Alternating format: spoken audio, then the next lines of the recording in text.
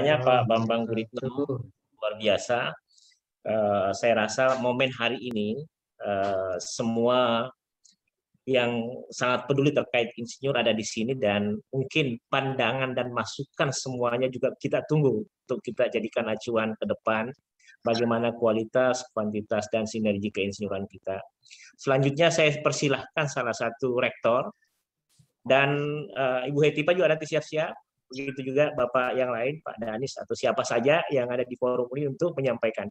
Saya kasih kesempatan masing-masing tidak lebih dari 5 menit, atau kalau bisa 3 menit boleh. Silahkan Pak Rektor, salah satu rektor, Pak Masran atau Pak Samsul, atau Pak Tresna, silahkan aja. Siapa yang siap? Jangan di-mute coba. Ya, saya kali ya. Silahkan Prof. Tresna. Ya, pertama-tama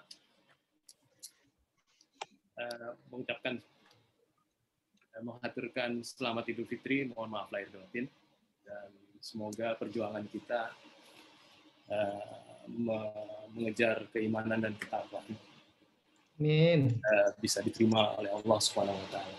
Amin. Dan saya dalam waktu yang terbatas ini singkat saja, lebih bersifat makro saja atau bersifat prinsipal saja, dan bersifat global. Jadi saya melihat memang untuk memajukan keinsinyuran Indonesia ini merupakan suatu sistem kelembagaan atau merupakan suatu ekosistem pengembangan SDM insinyur. Jadi merupakan suatu sistem yang kompleks. Jadi nah itu tentu kalau itu merupakan suatu ekosistem, kita betul-betul perlu ada suatu elemen in charge yang betul-betul harus bekerja dengan sebaik-baiknya. Di sana ada pemerintah, di sana ada PII, di sana ada DIKPI, ada industri atau jasa, ada perguruan tinggi teknik, ada politeknik, ada vokasi, ada investor, mungkin juga ada SMK terkait, SMK teknik. Ke depan itu memang merupakan suatu hal. Karena ada hal-hal yang memang sebaiknya memperhatikan juga apa yang dilakukan oleh lulusan-lulusan daripada SMK. Kemudian juga organisasi internasional. Itu suatu sistem yang kompleks untuk kita bisa memajukan keinsinyuran Indonesia. Dan memang suatu masalah yang ini kan gap-nya jauh sekali kita ya dengan negara-negara tetangga kita yang relatif maju gitu. Kita hanya 800.000 insinyur dari 270 juta penduduk, dan menurut model yang dilakukan oleh Pak Ketua PII, paling tidak kita ada 200 insinyur per 1.000 penduduk. Jadi perlu kira-kira 50 juta insinyur ke depan. Nah, ini suatu pekerjaan besar, dan melihat kompleksitas tadi, maka saya lebih melihat kepada transformasi di dalam bisnis prosesnya itu semua. Jadi kita lihat bahwa kecepatan perubahan ini sekarang ini luar biasa cepatnya. Baik kuantitas, kualitas, maupun periode perubahan. Semakin cepat atau semakin pendek. Wah, seperti enggak berkejar-kejaran kita dengan waktu. Tentu bagi suatu negara yang siap, transformasi digital, big data, analitik, artificial intelligence itu merupakan suatu hal yang sudah established. Nah, kemudian juga keputusan, ya, kita lihat bahwa keputusan akhir-akhir ini begitu banyak perubahan. Ada kampus Merdeka, Merdeka Belajar, dan sebagainya. Jadi keputusan, kemudian diseminasi keputusan itu juga harus cepat. Nah, ini apa menjadi masalahnya. Switch implementasi Tata Pamong dan semua best practices harusnya juga sudah well transform. Kalau itu semuanya siap. Nah ini saya melihat juga Dikti melakukan suatu diseminasi yang mendalam tentang pentingnya transformasi digital ini.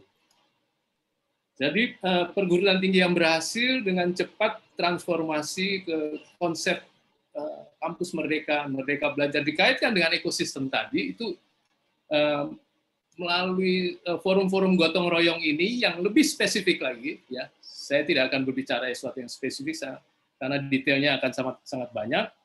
Ini memang perlu dilakukan, diseminasi dan share capacity building. Jadi saya rasa itu yang perlu saya beri catatan, bersifat makro saja karena kalau bicara detail luar biasa banyaknya.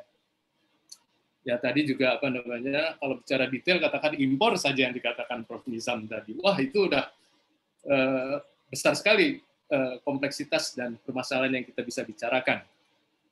Oleh sebab itu kita perlu berlapang dada, jangan sungkan lembaga-lembaga PI, badan kejuruan, perguruan tinggi, fakultas teknik yang cepat melakukan transformasi di era 4.0 dan Society 5.0 ya, untuk peduli dan sharing pada kita semua.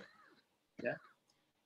Saya yakin bahwa dengan kebersamaan kita ini, insya Allah, ya, transformasi akan berlangsung cepat untuk Indonesia maju. Insya Allah, ya, Tuhan selalu melimpahkan rahmat kepada kita semua. Lebih kurangnya saya mohon maaf. Billahi taufik wal hidayah. Assalamualaikum warahmatullahi wabarakatuh. Waalaikumsalam warahmatullahi wabarakatuh. Saya informasikan nantinya Ketua Umum FDTI atau Pak Dirjen, kemudian Pak Ketua PI mencatat secara detail nanti untuk kita jadikan rujukan ke depan bagaimana mengembangkan keinsinyuran kita. Oke, karena kita dengar suara laki-laki semua, kesempatan ini saya undang Prof. Hetipah. Amin. Terima kasih. Luar biasa hari ini, saya merasa hari ini sangat bersejarah. Karena ada beberapa isu yang memang sangat penting ya dalam konteks transformasi keinsinyuran dan juga transformasi digital di negara kita.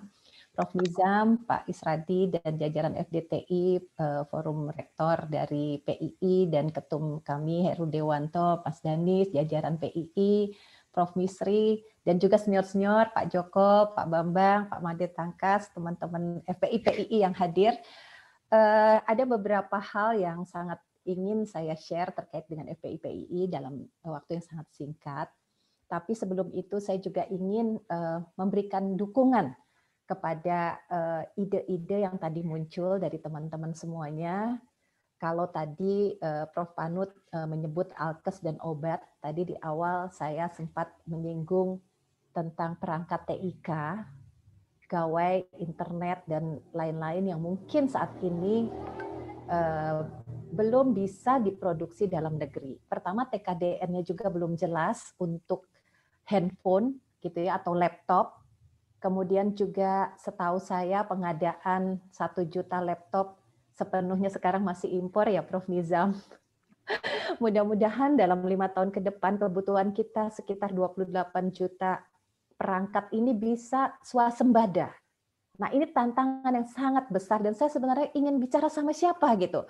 Sama Mas Heru sudah saya coba dengan Pak juga nanti dengan Pak Erlangga, Pak Pak Agus Gumiwang, dengan Prof. Nizam ini. Jadi kita punya satu tantangan yang besar karena keberhasilan kita melompat kepada revolusi industri 4.0 atau 5.0 ya dari akses kepada perangkat internet dan gawai ini.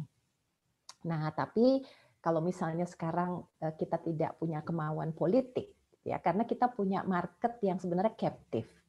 Nah, hanya kalau misalnya sekarang kita beli dari mungkin dari procurement langsung melalui yang ada sekarang, ya mungkin kita juga nggak siap gitu ya kalau tidak ada kemauan politik khususnya dari pemerintah sendiri sebagai pemakai utama, misalnya melalui APBN. Nah, inilah tugas kami juga di DPR bagaimana memastikan bahwa pasar ini bisa diberikan kepada dalam negeri, tapi juga tugas kita insinyur memastikan bahwa produksi dari barang-barang yang memang dibutuhkan itu bisa tersedia. Nah, nyambungnya ini yang sebenarnya belum terjadi. Gitu, karena kami bisa menyadari kalau kita butuh pengen cepat dan pengen kualitasnya bagus, tapi tidak tersedia di dalam pasar dalam negeri. Gitu. Dan sebaliknya kita teman-teman perguruan tinggi yang siap memproduksi tentu tidak akan bisa memproduksi berjuta-juta unit gitu ya tanpa ada kepastian bahwa itu akan diserap oleh pasar. Nah, ini tugas kita hari ini. Nah, kami dari Forum Perempuan Insinyur PII melihat ini kedua aspek soal gender gap dalam keinsinyuran. Walaupun sudah makin mengecil, ya saya bangga banyak rektor juga sekarang perempuan, dekan-dekan teknik perempuan. Namun kami tetap berharap ke depan perempuan bisa persisten menekuni dunia keinsinyuran. Kami baru dikukuhkan oleh Ketum Heru awal Januari kemarin, Pak Danis, mudah-mudahan bisa berlanjut terus ini program-program kami. Singkatnya, pertama kami ingin secara khusus, walaupun yang utamanya adalah tentunya mendukung segala program PII yang Pak Bambang sampaikan tadi dan juga Pak Misri, namun kami punya program khusus. Pertama, mengembangkan digital platform untuk knowledge management terkait dengan karya-karya dari insinyur perempuan yang ternyata banyak sekali. Dan mereka juga banyak yang hebat-hebat. Kami juga ingin membuat satu kajian yang mendalam, Prof. Nizam, mudah-mudahan bisa disupport ya terkait risetnya ini nanti studi potret perempuan insinyur, baik pada saat di dunia perguruan tingginya maupun ketika mereka bekerja. Kemudian juga program-program Girls in STEM-nya, gitu ya, kami juga bekerja sama dengan berbagai pihak dan ingin agar interest anak-anak perempuan di dunia insinyuri terus meningkat, dan kami juga ingin ada joint effort untuk baik itu reskilling maupun upskilling program. Saya sendiri pribadi udah menyumbang 4 insinyur perempuan ini, semuanya insinyur gitu kan, tapi saya lihat banyak sekali perempuan lain juga yang sangat tertarik gitu ya, namun perempuan belum kawin, leadership dan capacity building kan ada yang ini yang mungkin harus kami support tadi di dalam terus gitu ya. Dan terakhir kawin, nomor 2 meninggal, ya, nomor 3 kakaknya si Saul yang tadi itu, nomor 4 si Saul. Membuat program-program terkait dengan kemasyarakatan, khususnya mendukung UMKM perempuan, seperti contohnya di Krayan ya, perbatasan ada produksi garam Krayan yang sangat membahayakan kesehatan kaum perempuan yang menjadi pelakunya, tetapi sebenarnya dengan teknologi yang sangat sederhana masalah itu akan bisa dicarikan solusinya. Nah, mohon dukungan dari teman-teman semuanya. Pak Isradi, terima kasih waktu yang diberikan kepada saya. Saya betul-betul merasa sangat bahagia dan saya merasa bahwa hari ini betul-betul akan menjadi titik dari kemajuan kita di dalam dunia keinsinyuran dan digital teknologi. Terima kasih. Assalamualaikum warahmatullahi wabarakatuh. Waalaikumsalam warahmatullahi wabarakatuh. Oke, Bapak Ibu sekalian, kita butuh refreshing barangkali. Jadi di Forum Rekan Teknik Indonesia itu ada teman, selain jago bikin kopi, beliau juga jago bikin puisi. Beliau adalah Pak Henry. Kita dengar puisi dulu dari Pak Henry. Budi Henry, Dokter Budi Henry, dekan Fakultas Teknik UI.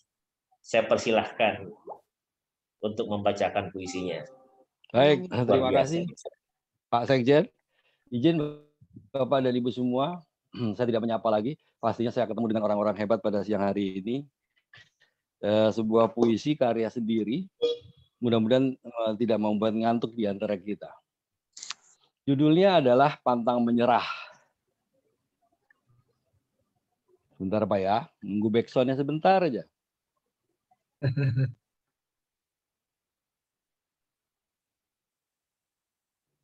Bikinnya kapan Prof. Henry ini? Ya, modifikasi sedikit. 8 Februari 2021, saya modifikasi siang hari ini sedikit. Bikin puisi, Pak. Ya, ini kok backsound-nya nggak mau.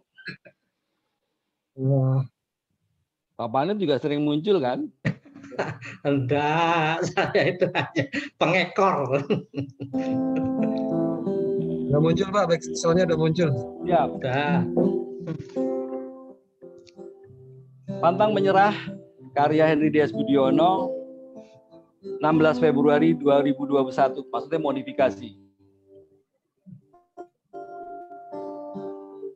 Temaram senja penuh gelora, pancaran sinar mentari perlahan meredup, menghantarkan siang menuju kehangatan malam. Hari-hari penat berlalu, syarat karya penuh semangat. Ayun langkah tegap, syarat kerja bercucur keringat. Kejar asa, song-song, harapan mentari esok. Yakin, yakin, yakinlah kawan, kita pasti akan tambah hebat.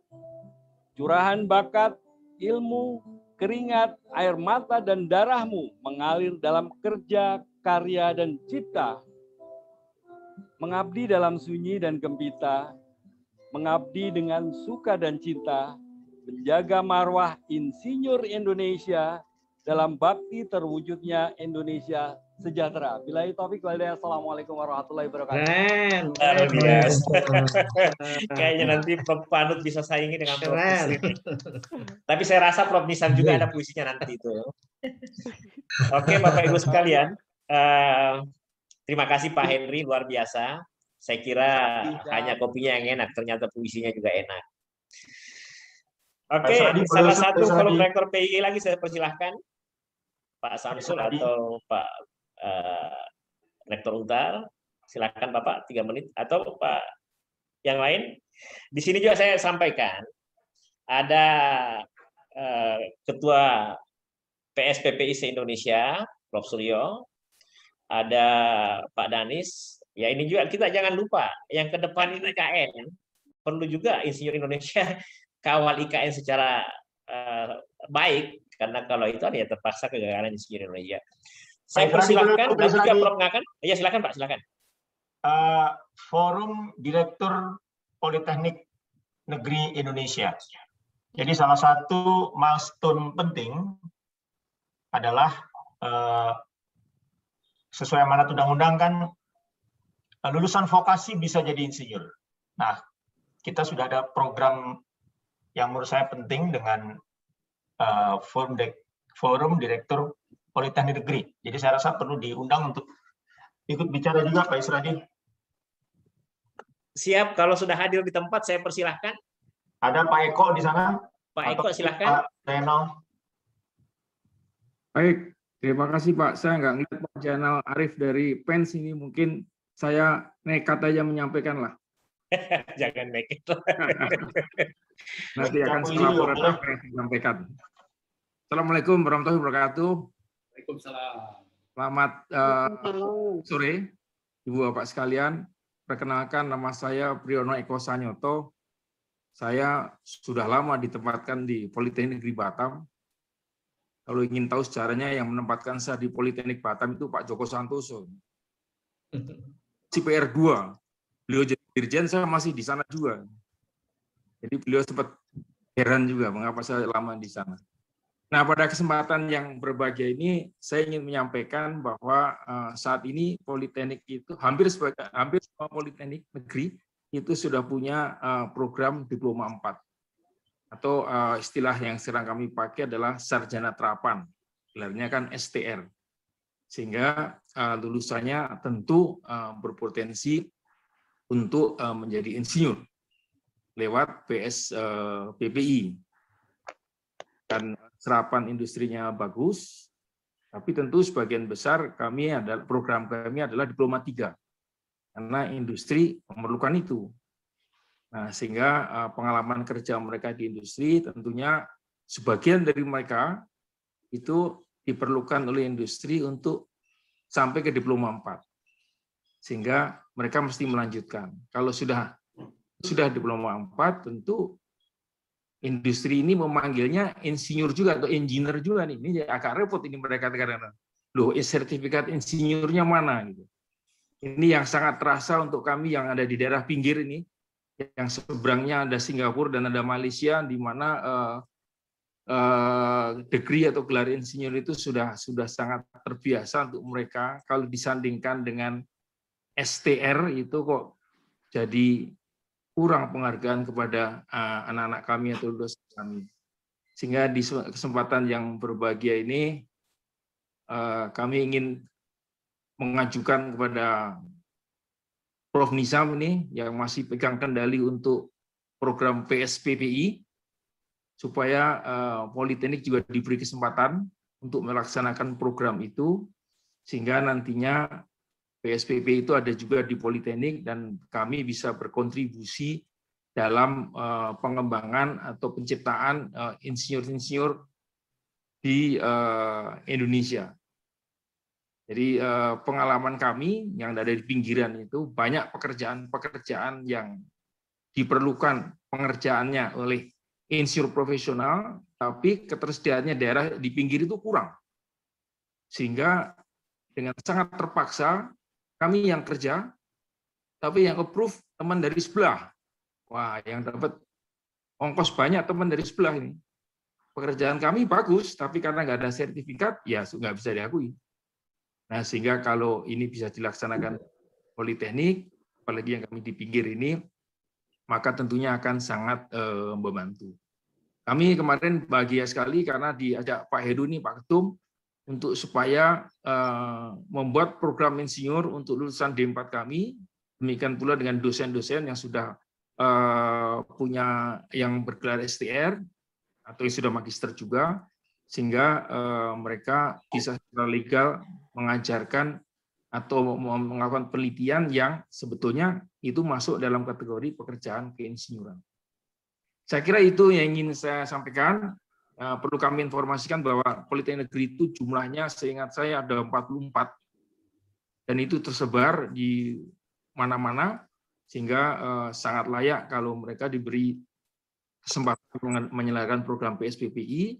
Kami berteman banyak dengan teman-teman PII yang sudah bersertifikat IPM, sehingga mereka bisa membantu kami dalam proses pengajaran. Apalagi kami sempat ada program dulu dosen praktisi. Saya kira ini masih berlanjut untuk di Politeknik. Kami mengundang teman-teman praktisi dari industri untuk ikut mengajar di Politeknik.